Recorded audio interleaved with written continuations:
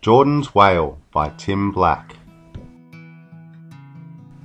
As the first rays of sunlight broke through the darkness, Jordan opened his eyes. It was the first time he was going to work with his dad.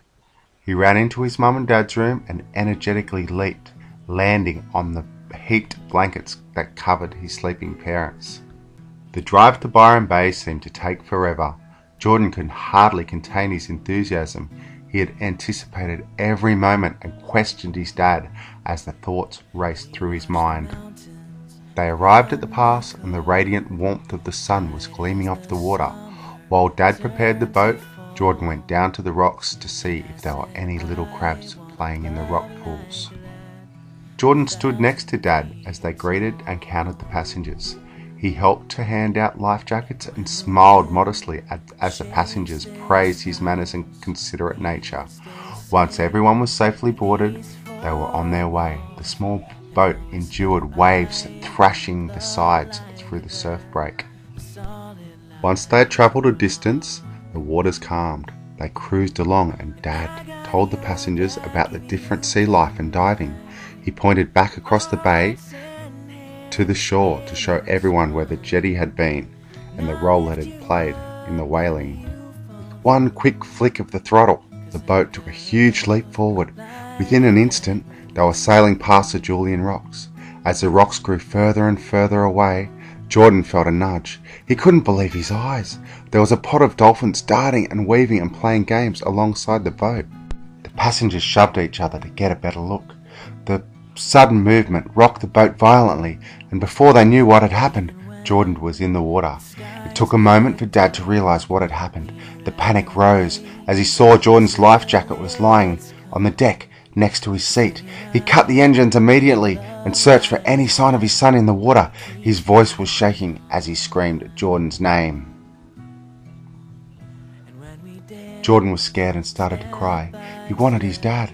He started to swim towards the boat, but his arms and legs were tired and felt weighed down. He floated with the waves, treading water. Tears streamed down his face as he called out to his dad.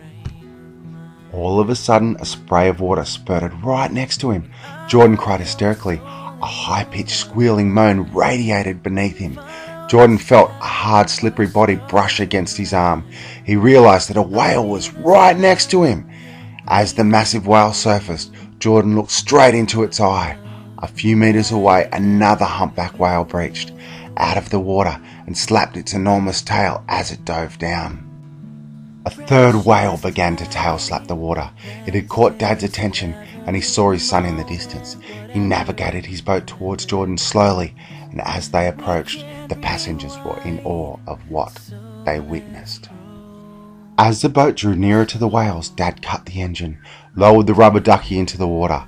Very slowly, he cruised towards Jordan. Jordan looked in the whale's eyes and knew what he had to do. Jordan's whale lifted up his tail in a slapping motion under the water and rapidly pushed a powerful surge of water that launched Jordan forward into the air. It felt like he was flying.